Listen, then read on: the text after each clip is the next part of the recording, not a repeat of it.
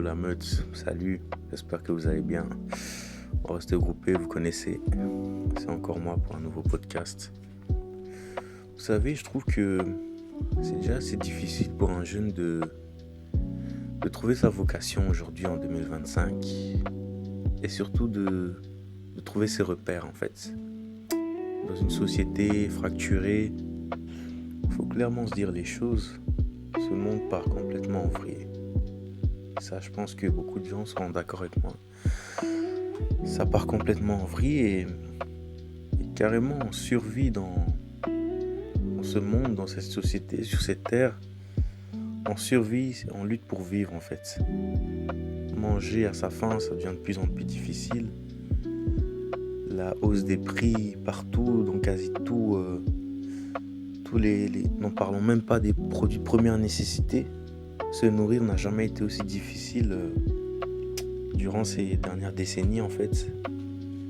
Et la précarité estudiantine ne fait qu'augmenter chaque année, si c'est pas chaque mois. D'ailleurs, j'étais choqué quand un jour je scrollais sur les réseaux sociaux et je suis tombé sur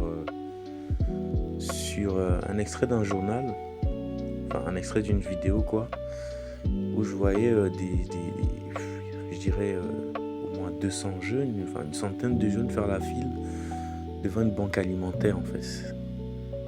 Et je vous avoue que ça m'a choqué, ça m'a vraiment choqué et je me suis demandé mais comment on a pu arriver là en fait? Comment ça peut arriver? Il y a un truc qu'on a loupé, il y a un truc qui s'est passé et qu'est-ce qu'on a fait pour mériter ça en fait? Qu'est-ce qu'on a fait pour mériter ça? Bon, je vais aller droit au but.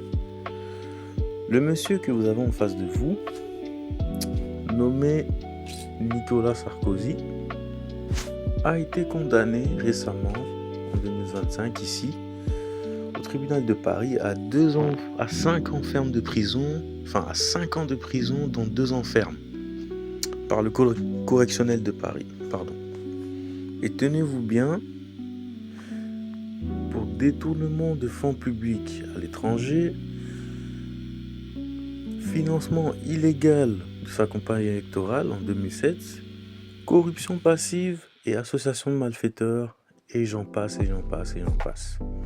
Voilà qui est Nicolas Sarkozy, ancien chef d'État, ancien chef de la République française. Et qui, Nicolas Sarkozy, simplement, déjà le gars a grandi à Neuilly-sur-Seine. Je laisse deviner le cadre. Donc issu des milieux assez bourgeois, papa ancien noble, enfin papa issu d'une famille noble et maman médecin. Donc le gars, il a vécu plutôt bien, on va dire comme ça. Il a vécu dans les milieux bourgeois, dans une belle famille, une bonne famille assez fortunée, qui avait les moyens quoi. Donc le gars, il manquait presque de rien. Et là où je veux en venir, c'est que à côté de ça, ah oui, excusez-moi, j'ai oublié de préciser, Sarkozy a été libéré le 10 novembre. Il a été libéré par la cour d'appel de Paris.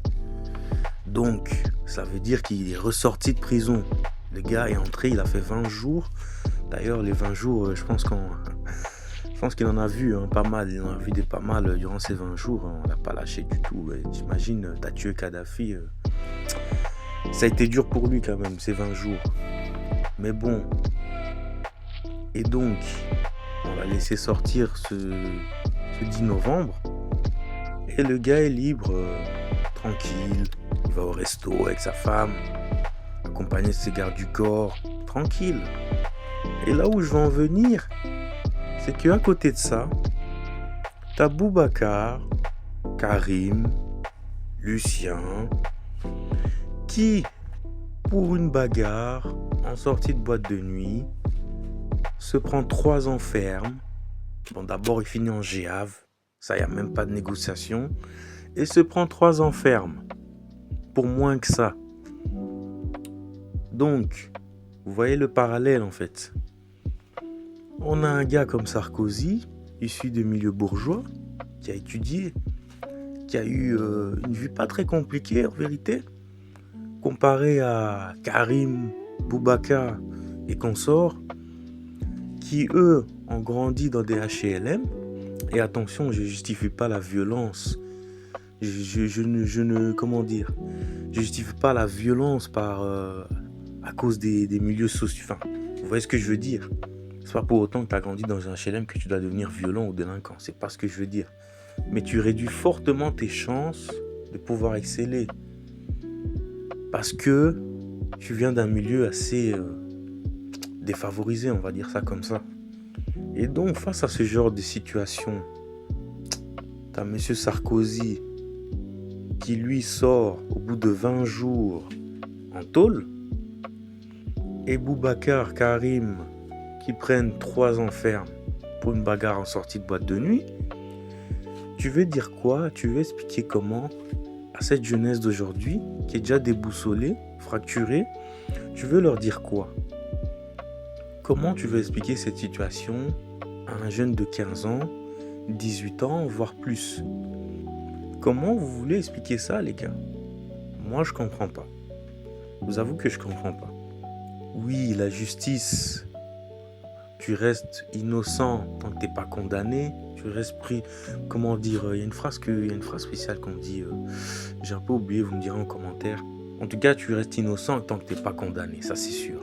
Mais le gars, on lui reproche tellement de faits, mais rien que ça suffirait en l'envoyant en tôle en fait. Enfin, ça c'est selon mon point de vue.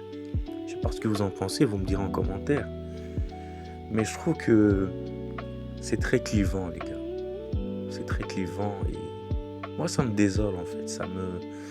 Ça m'attriste, sérieusement, les gars. Je sais plus quoi dire. Je vous jure que, honnêtement, je sais pas quoi dire. Je sais plus quoi dire, franchement. En tout cas, merci de m'avoir écouté. Prenez soin de vous. Et on reste groupés. Ciao, ciao.